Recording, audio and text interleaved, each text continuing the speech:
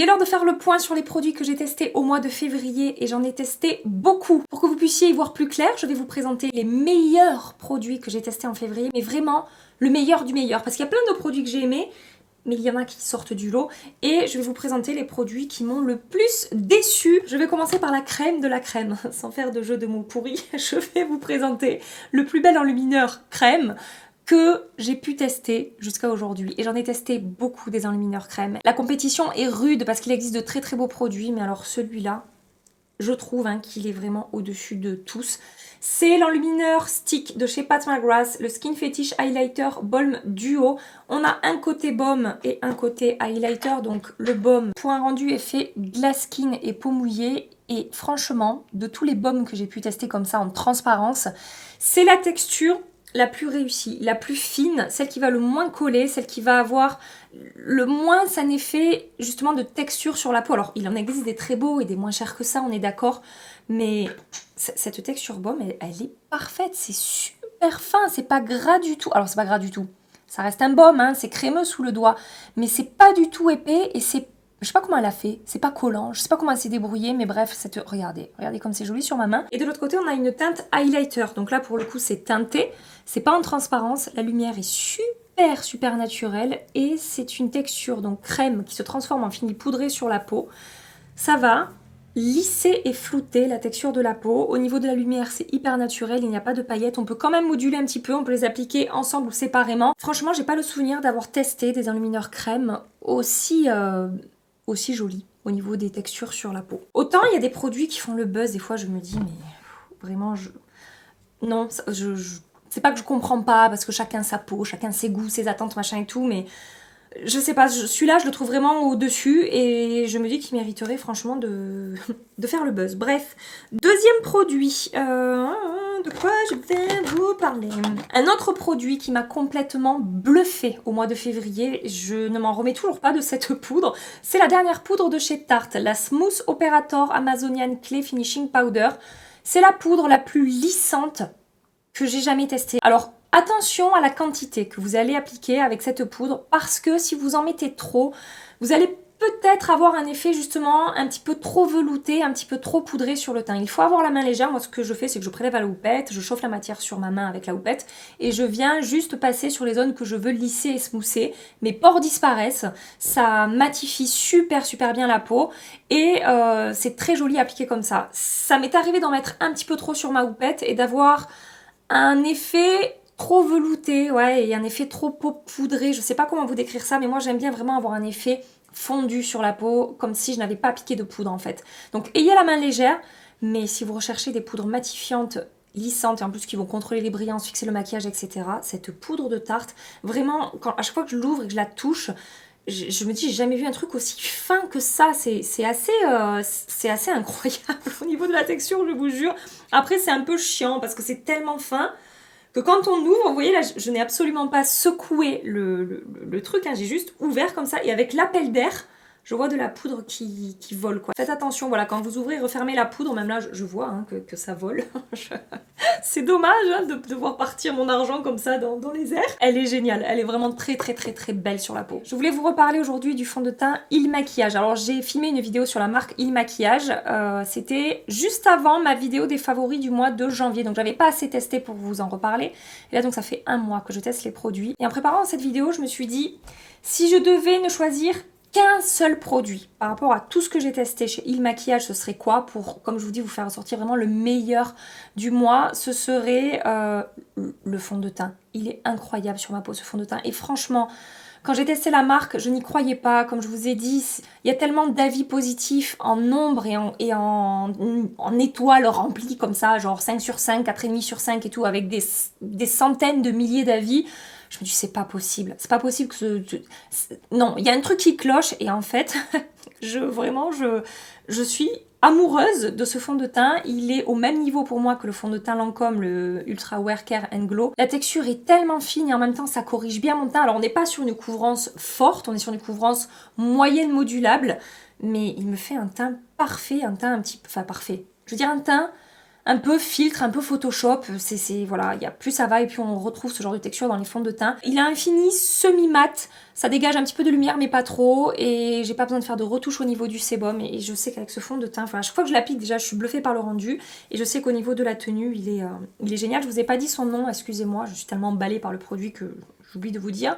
C'est le Woke Up Like This que j'ai en teinte 0,60. Après franchement le bronzer je l'ai adoré, le gloss je l'ai adoré, l'enlumineur je l'ai adoré. Enfin ce sont des produits, si vous voulez passer une commande sur Il Maquillage, allez voir ma vidéo. Et à part la palette, tous les autres produits vous pouvez foncer parce que je les ai trouvés géniaux, des belles textures et tout.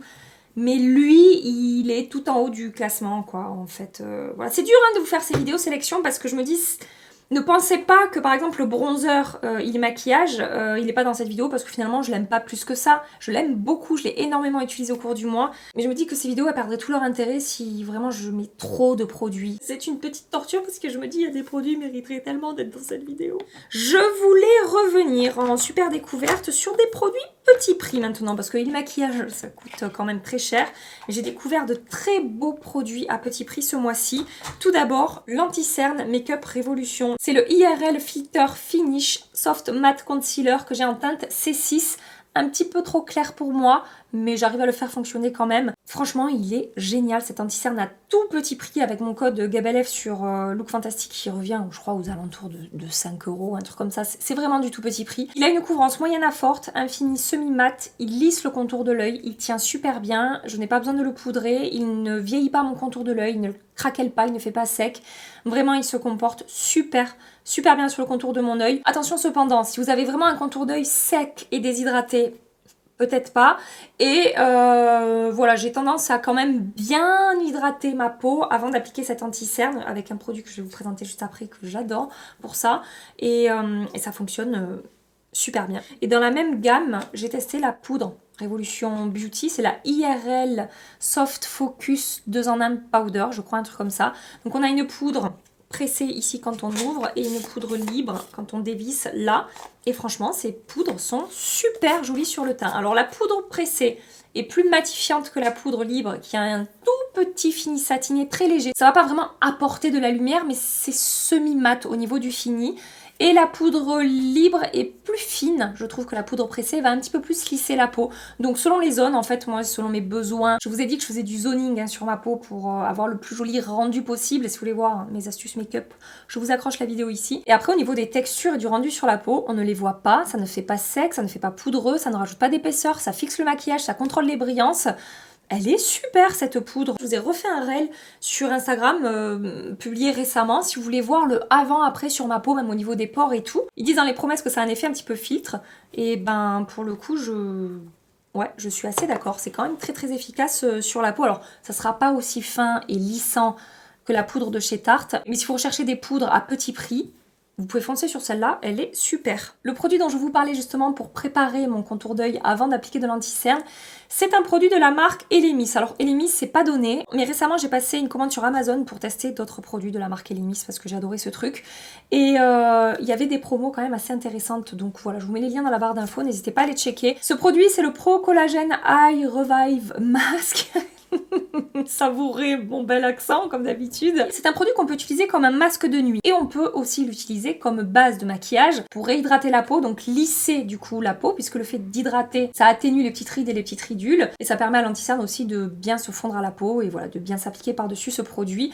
Je l'ai pas encore testé comme masque mais en base de maquillage sous l'anti-cerne ça fonctionne super bien, vraiment. J'adore la texture, c'est une texture gel, donc c'est pas trop riche ou trop gras pour mon contour de l'œil, donc vraiment le maquillage s'applique très bien par-dessus, et ça a effectivement une action vraiment hydratante qui va, comme je vous ai dit, un petit peu repulper la peau, rebondir la peau pour atténuer l'effet des rides et des ridules, et les anti-cernes se fondent parfaitement par-dessus ce produit. Alors je laisse poser 1 ou 2 minutes le produit avant d'appliquer mon anti-cerne. C'est très efficace pour avoir un super joli rendu sur le contour de l'œil. Et il faut que je continue les tests du produit Rem Beauty à appliquer aussi avant l'anti-cerne, mais je trouve la texture assez différente. Le Rem Beauty a moins cet effet gel hydratant, c'est plus une texture comme une base lissante en fait, je sais pas comment vous dire.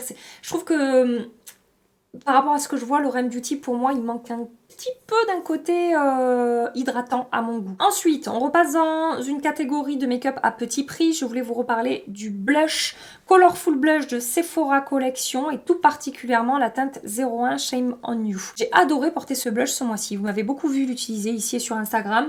C'est un blush avec un fini mat, une jolie teinte rose nude facile à porter avec tout type de maquillage. La texture est fine. La pigmentation est moyenne, donc voilà, j'y retourne plusieurs fois avec mon pinceau pour construire l'intensité que je veux, mais ça ne fait pas forcément plus épais sur ma peau, ça tient bien, et vraiment j'aime beaucoup cette teinte. Ça apporte vraiment bonne mine, ça réveille le teint, mais tout en étant nude en fait sur la peau, je sais pas trop comment vous décrire ça.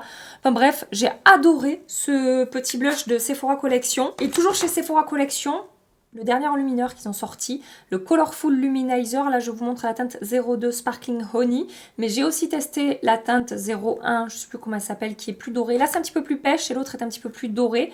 Et c'est un très bel enlumineur avec une jolie texture fine qui se fond bien à la peau. Si on prend le temps de travailler le produit, on a presque un effet un petit peu crémeux en fait sur la peau. Voilà, je l'ai mis ici. Lumière très naturelle, pas de paillettes. C'est un produit avec un excellent rapport qualité-prix. Je suis très contente de ce produit. Il n'a rien à envier à des enlumineurs qui peuvent coûter beaucoup plus cher.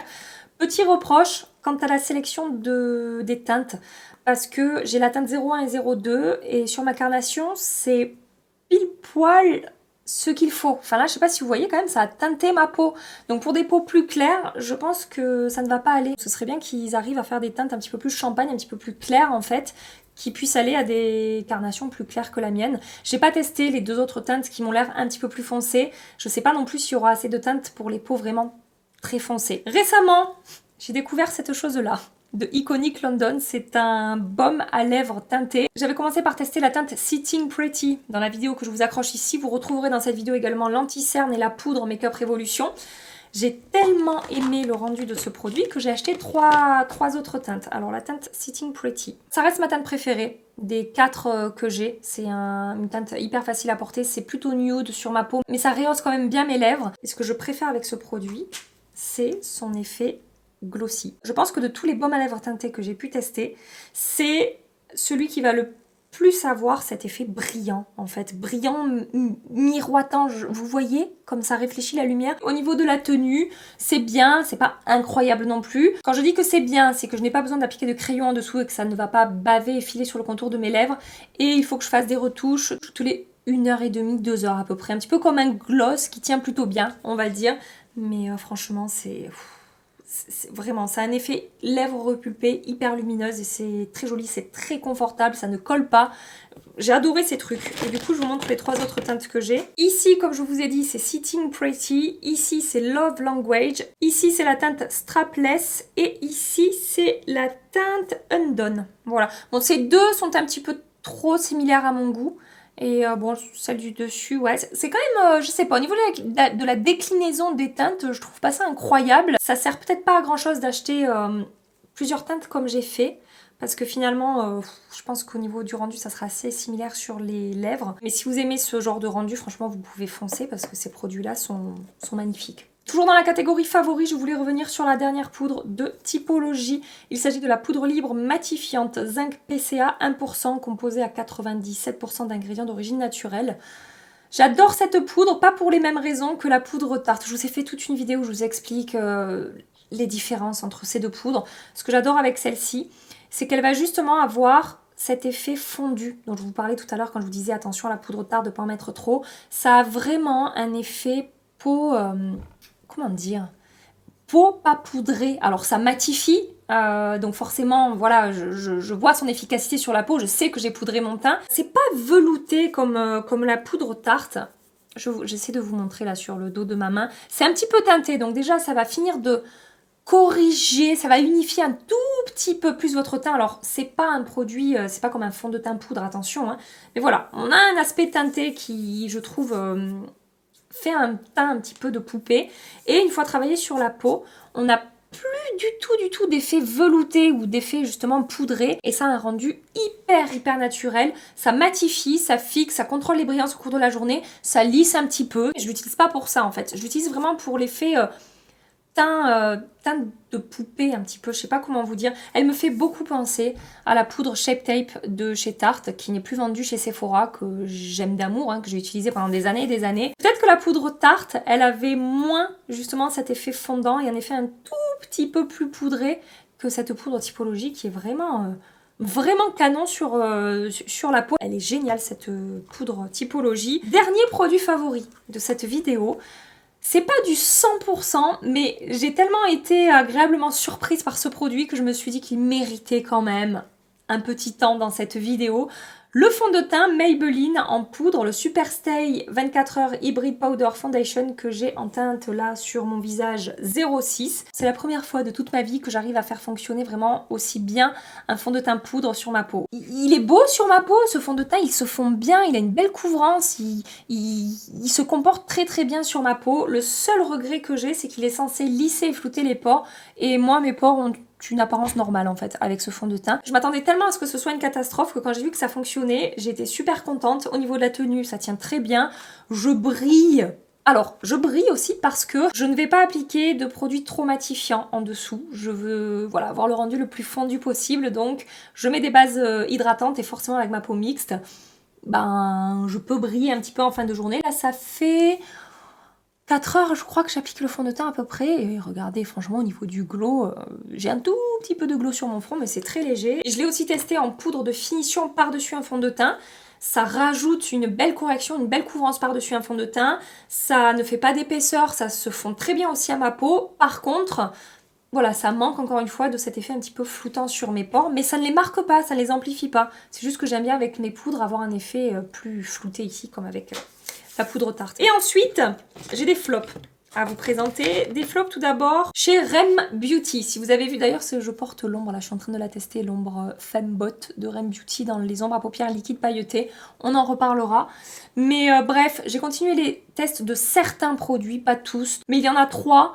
Je sais que ça ne fonctionne pas. J'ai retenté et pour le coup, c'est mort de mon côté. Tout d'abord, le mascara. Il s'agit du Volumizing Mascara en teinte Midnight Black. Je crois qu'il a un autre nom sur le site de Sephora. C'est le Flourishing, un truc comme ça. Bon bref, ça sera dans la barre d'infos. Aucun effet sur mes cils, au niveau du volume il se passe rien, au niveau de la longueur il se passe presque rien. Ça faisait longtemps que j'avais pas testé un mascara qui a aussi peu d'effet sur mes cils. Peut-être que je l'utiliserai en ras de cils inférieur du coup pour pas le jeter quoi. Mais vraiment rien d'intéressant pour moi. Ensuite j'ai testé cette petite ombre à paupières qui est tellement belle à l'application. Alors, il n'y a pas le nom derrière, c'est la Midnight Shadow Metallic Gel Eyeshadow, je crois un truc comme ça. C'est la teinte Affirmation. Qu'est-ce que c'est joli! Comme ça, là, c'est une teinte un petit peu originale quand même. C'est top violet top, je sais pas comment dire, avec des reflets un petit peu roses. Et on peut avoir un rendu métallisé ou scintillant et pailleté selon voilà, la manière dont on travaille le produit. Mais malheureusement, ça ne tient pas sur mes paupières. Ça finit toujours à un moment ou à un autre par faire des chutes sur le haut de ma joue ici, vraiment ça s'effrite en fait au cours de la journée et je me retrouve avec une paupière vraiment pas propre en fin de journée. Il y a des endroits où il y a des amas de produits, il y a des endroits où j'en ai quasiment plus et là quand je vois le swatch encore sur le dos de ma main, je me dis mais quel dommage! Quel dommage! L'anti-cerne.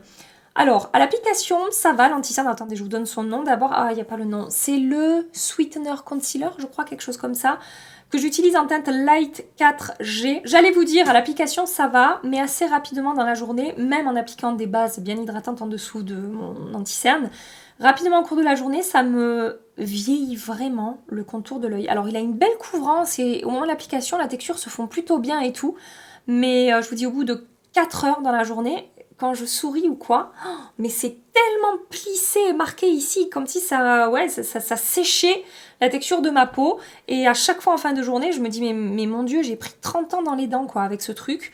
Donc voilà, ça ne fonctionne pas pour moi. Peut-être que je devrais essayer de le poudrer, mais moi j'aime pas poudrer mes anti-cernes, donc je passe de ce côté-là. Et toujours dans la catégorie flop, cette ombre à paupières là de chez Pat McGrath, c'est la Fetish Eyes Longwear Liquid Eyeshadow en teinte Divine Champagne. Je n'aime pas la texture de ce produit. J'ai testé une autre teinte qui est la Twilight Platinum, je crois que c'est ça. La texture ça se passe très bien, c'est pas non plus dans mes favoris parce que j'ai pas été transcendée par le rendu. C'est pas le genre de produit que j'ai appliqué et que je me suis dit waouh, ça se révèle sur les yeux, c'est beau, c'est vraiment avec des reflets un petit peu différents au niveau des paillettes et tout. Je trouvais ça finalement assez classique au niveau du rendu. Et cette teinte-là, elle est carrément dans mes flops parce que je trouve, ce n'est que mon petit avis, je sais que Marion Caméléon adore ce produit, moi je trouve que la texture est pas super réussie, ça me fait des paquets. Ça s'applique pas de manière uniforme, contrairement à l'autre teinte dont je vous ai parlé.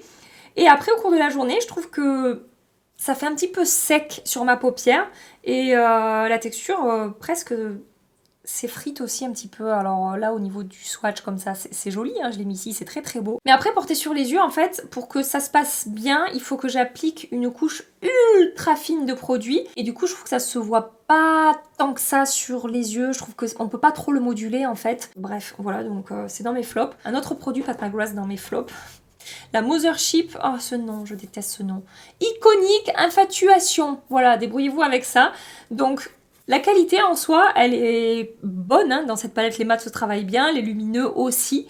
Mais cette palette, je l'ai payée 78 € sur le site de Sephora, alors c'est un petit peu moins cher sur le site officiel de Pat McGrath. Et je trouve qu'il n'y a qu'un seul fard intéressant dans cette palette, c'est ce fard lumineux ici. Alors lui, il est sublimissime. Si elle pouvait le sortir en mono, je vous dirais, mais foncez, même si ça coûte 35 balles, allez-y, parce qu'il est incroyable, ce fard, il est vraiment trop beau. C'est crémeux, c'est fondant, c'est métallisé, ça dégage une belle lumière, et en même temps, pardon, on a des petites paillettes à l'intérieur qui vont dégager différents reflets de différentes couleurs. Ce truc est sublime. Mais les autres fards, ils sont ultra classiques. Encore une fois, peut-être que j'ai trop d'attentes avec notre cher ami Patou, mais 78 € pour un fard qui vaut le coup dans la palette, la réponse est non de mon côté. J'ai testé cette ombre à paupières là de Make Up Revolution, c'est le Double Up Liquid Shadow, ah bah je crois que c'est le même nom que ça, Infatuation, Infatuated, décidément,